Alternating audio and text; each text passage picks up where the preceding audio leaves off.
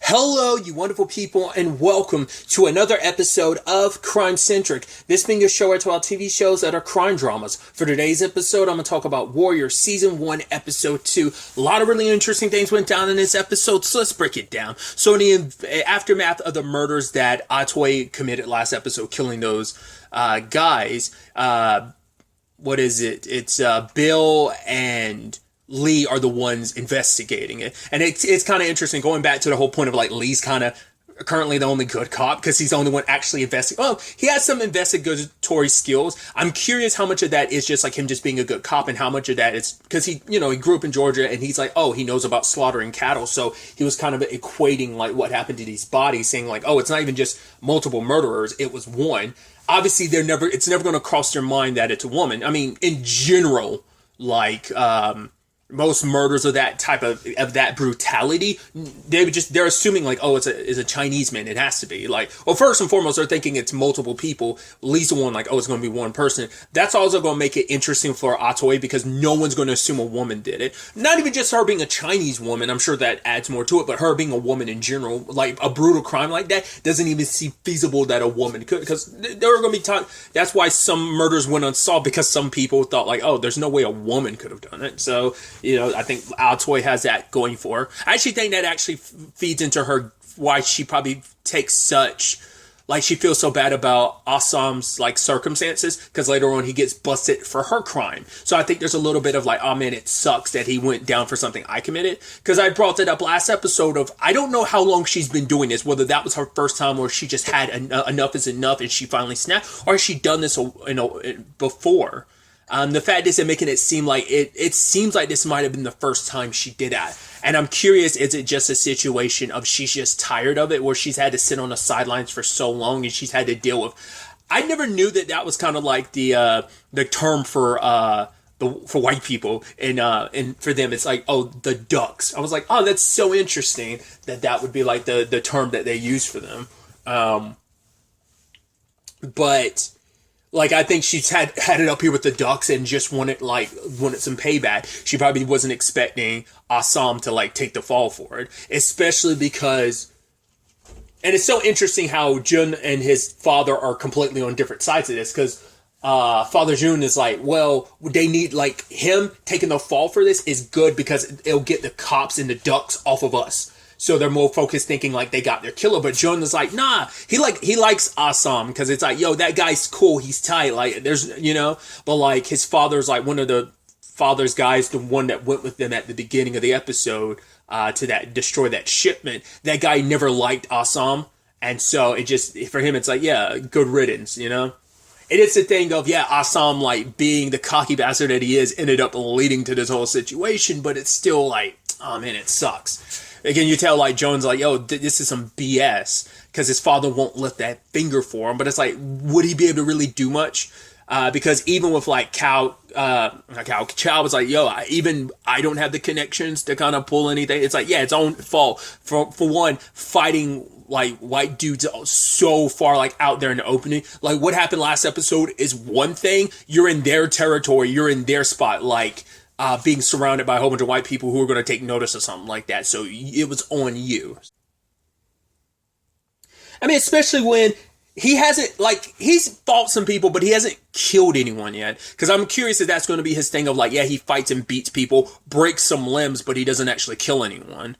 Because he's yet to kill anyone. Because even later on, Penelope's like, yo, you're not a murderer. I don't think, he even says he's not one. He makes a point not to. Because even in a scrap at the beginning, he, like, knocked the guy out to make sure he didn't run, but he didn't actually do any of the killing. June and the other guy, the one who did the killing. Which also is kind of interesting to see that June isn't just like all tall. Like, he's got some skills of his own. It's like, you think it's like, oh, he only coasts by because of his father's name and being his father's son. It's like, no, I think there's a little nepotism there, but I think it is also like, he's proven himself. He's actually really deadly with a blade. He's also a complete another psychopath. To the other point, the dude was like, yo, I think they're dead. He stabbed the dead dude in the neck and then they like pushed the knife out to slice his throat. And he's like, yeah, I think they are. He's like, you think they got the message? He's like, I think they got the message. It's like covered in blood and everything. Because even the other guy isn't as like covered in blood. Because like June was like in it. He was relishing in it. It's like, yo, he's a psycho, but it's also that thing of, well, they've been pushed to this point because they were pushed into a corner by this country, and it's like, all right, you're gonna play like that, then you want to be brutal, I can be brutal back. So doesn't take away from the fact that he might be a psychopath, but his environment played a role in that. I mean, of course he ain't gonna be like, very like I said, just Assam is kind of in his own lane with just how he's going about it. Like I said, didn't even like kill anyone. Like, he obviously was told to stay back, and only time he got in the middle was like to stop one guy from running, and the other guy came in with like the hatchet to kind of lay him out. He has a hatchet on him, but everything he's done so far fighting wise has been like, yo, even when he's fought people with weapons, he never used their weapon. Like, he might have used their weapons against him, but never in like a capacity of killing him. Even in like, I'm trying to think at the brothel, I don't think he used his weapons against him. I think he like grabbed the weapons and like broke their arms and stuff like that. But yeah, he hasn't just straight out like used weapons to kill anyone. So I think that's interesting. I am curious why he did decide to. Because Penelope called like what they're doing is like, hey, you're up here extorting money from an old man. You should be ashamed of yourself. And assume June understands enough English to know what's being said, because even he kind of picked up on it. Like, yo, like, it's not like, oh, admit nothing to him. Like, he can understand, and so can obviously Assam. And I guess for him, it's like, right, he's kind of stuck here because he can't go anywhere. Because the last thing you want to do is turn on the hopway. Yeah, that would be a whole issue. So I guess for him, it's like, hey, you're looking out for people, because for him it's like, okay, you're not bad like all these other ducks, because the fact of the matter is you're sticking up for this old man, and we've shown that she, even last episode, that she has that in her, that she isn't so caught up in looking down on people. And once again, her and Lee are kind of in that same boat. Because it even came up from Bill where he was like, oh, I'm surprised for you to be sticking up for someone that's Chinese. He's like, just because I'm from the South doesn't mean I agree with the whole slavery thing. But then Bill's like, yeah, but your family definitely benefited from it. That is the complicated rub of it all. It's like, yeah, it's interesting. You can be very anti it, but it's like your family most likely did directly benefit from it for a very long time. So that is the complicated rub of it all. So I even love, he's like, are you ever in a good mood, Bill? He's like, yeah, I'm in a good mood right now. It's like, Jesus, this you in a good mood. I hate to see you in a terrible mood. It's kind of the point he's trying to set up. It's also interesting we found out about Bill too, because I love the scene between him and Leary, because I thought Leary was asking him to kill Lee, but it's like, no, just keep him out of our business, essentially. So keep him out of our town, like section of town or whatever. But it's like, cool, don't have to worry about it now. No, the point was to keep him out of the courtroom. But it's like, well, that's a moot point now, because the two people he was going to testify against are dead. So no point in, worrying about that. I need that money back. It's like, yeah. Oh, I thought you were done with the cards, Bill. He's like, yeah, but the cards weren't done with me. So now he's in Leary's pocket, that's going to be a whole complicated thing. Like I said, what I thought before about the Lee situation of it all could still be applicable now, because it's like, right, Bill is probably going to be keeping him on an even tighter leash because Bill himself is on a leash to Leary. So we'll see how that all kind of shakes out. But Penelope tried to handle things on every front. She tried to talk to the cops. They didn't want to listen. Tried to talk to her husband. He didn't want to listen, because it's like, right, he's a hatchet man. And also kind of putting on Penelope. It's like, yeah, you walked in town publicly in that very specific part of town with a Chinese man beside you. It's like, it's your fault. You should have known. You should be more aware of the circumstances of what's going on here and how the laborers feel about anyone that's Chinese. Of course, they were going to take it. It's like, right, she was the one that was attacked, but it's like, oh, and it's a good thing nothing happened, but you have to take personal responsibility. And I think that's the extra reason why she's doing this, because it's like, right, I was the one that was attacked. Both of these men, Jacob, who was attacked for no reason, there was no provocation for it, and even Assam was helping defend me and Jacob. So it's like, it sucks that you have to pay the price, and and my word doesn't mean anything. Once again, it's like, let's not forget the timing and stuff like that. You're still a woman in this time frame, so you definitely don't have as much power. So it's like, right, like she might be married to her husband, but her husband's still her husband. She has some sway because of that, but even then it's like, oh, I can't believe you're here without, does the mayor know you're here? And she's like, I don't think that needs to be a reason. I don't know if there's a reason why he needs to know I'm here.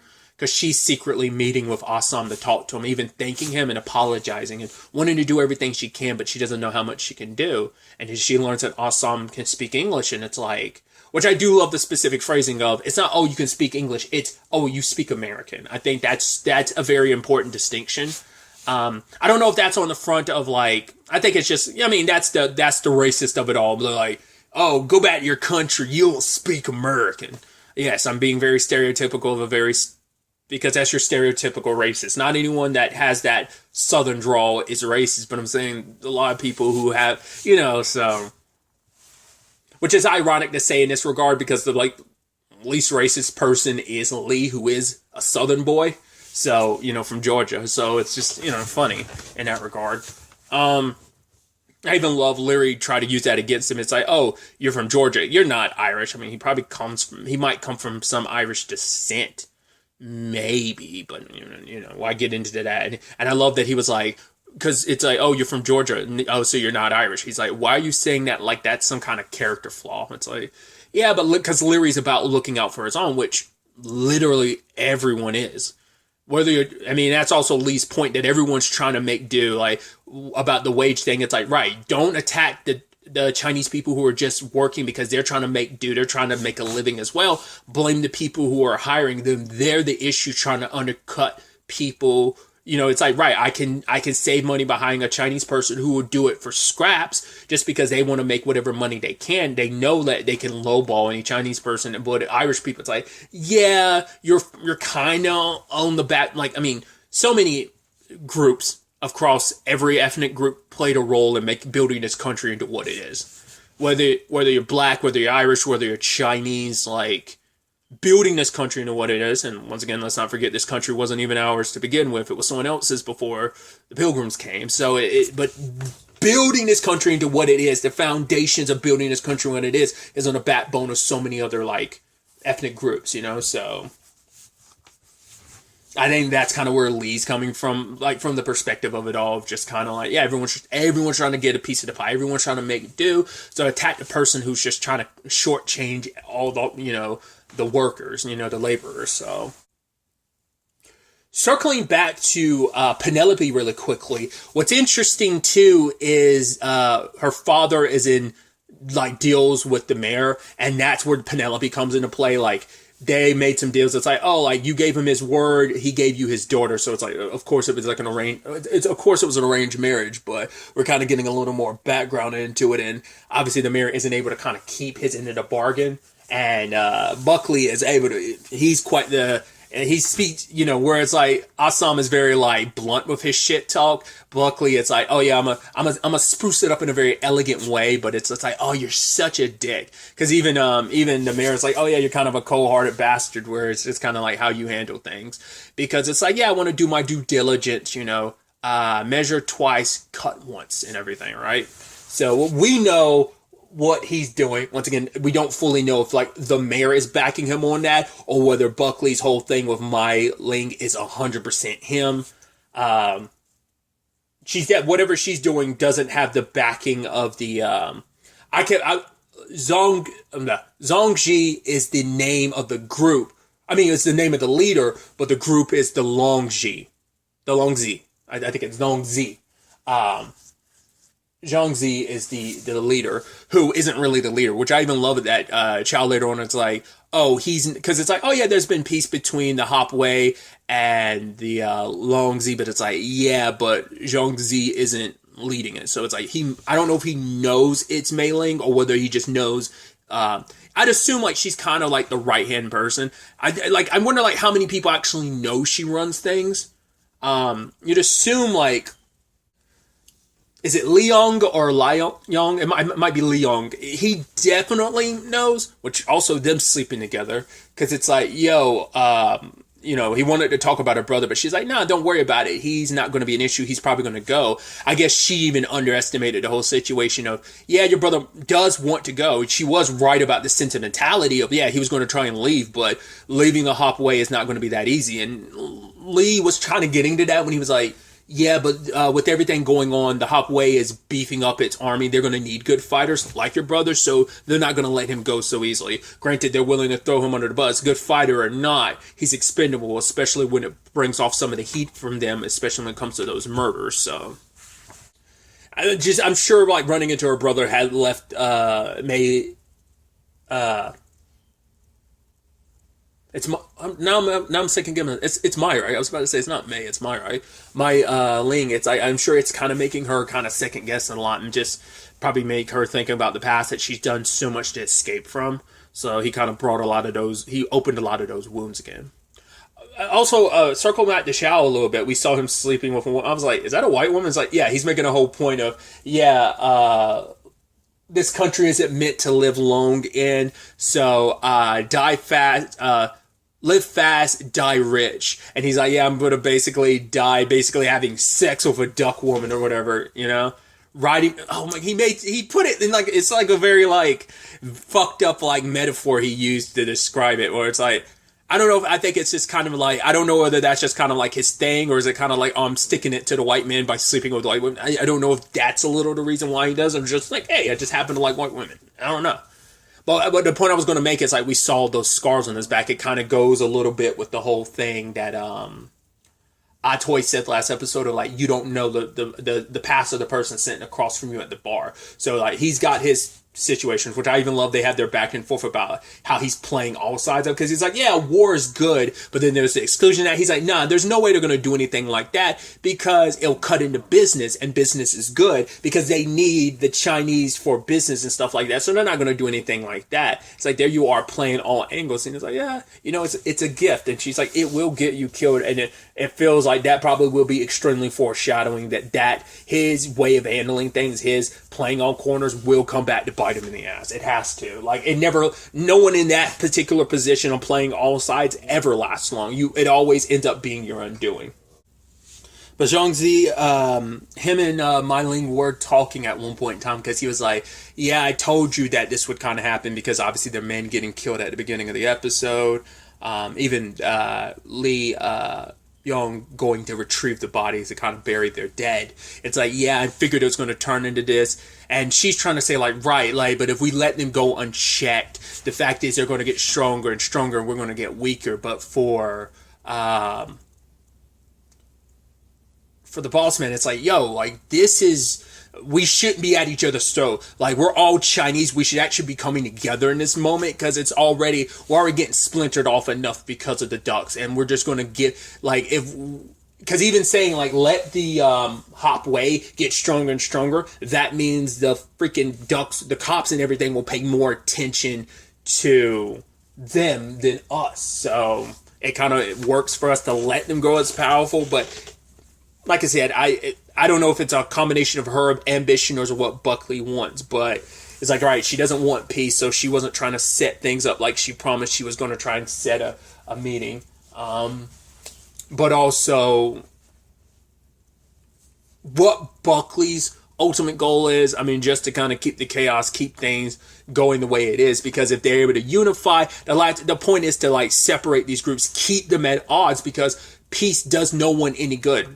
Going back once again to what Chow says, war is good for business, you know, for a lot of people, and you want this hate to keep spiraling. Because also the last thing you need is these two groups coming together, because if they're unified, that's a much harder thing to do. But if you can keep them divide and conquer, you keep them divided, you keep pitting them against each other, not only will they like whittle themselves out because they're going like tit for tat with each other, you get to benefit as the third party who's also got people there not only steering shit up, but you know, there's also, I mean, there's technically 4 groups at play, because Leary is kind of doing his own thing, and he's kind of doing what Buckley and them want. It's like, cool, like, you keep up the beef with like anyone that's Chinese. The 2 different gangs are like pitting against each other already, so it's like, let those 3 like circle each other, and we'll all we on the other side of things, this 4th party, which Buckley falls under and all that, will benefit. But that's also like, why does Mai Ling just listen to him, considering like you are a pawn in his game? So I don't know what she's getting out of it. I mean, maybe in her mind it's like, I'm gonna get the power to run things. Like, she still probably has to like put so much through Zhang Zi, but maybe not. Like, once again, back to what Chow said, it's someone else is running the gang, and it seems like it's her, but I don't know. We'll have to wait and see how that kind of shakes out. Then we had the ending with Lee Young showing up, and the cop that was supposed to, look the other way while their men ended up like getting like the molasses and stuff. They ended up dead, and so Lee Young ends up killing the guy, like grabbing his gun and making him shoot himself. And I love he's like gives it to Chow. He's like, yeah, get rid of the body. I love Chow standing there like, what the, and just with the gun in his like, really, what? He's like, fine, I'll get rid of the damn body. It's just like, yeah, always putting in a unfavorable position. So I'm really interested to ultimately see where all of this ends up taking us going forward into the next episode. But really, that's all I want to talk about. Until the next time we meet, be happy, be safe, live life to the fullest, and enjoy it. Good day and good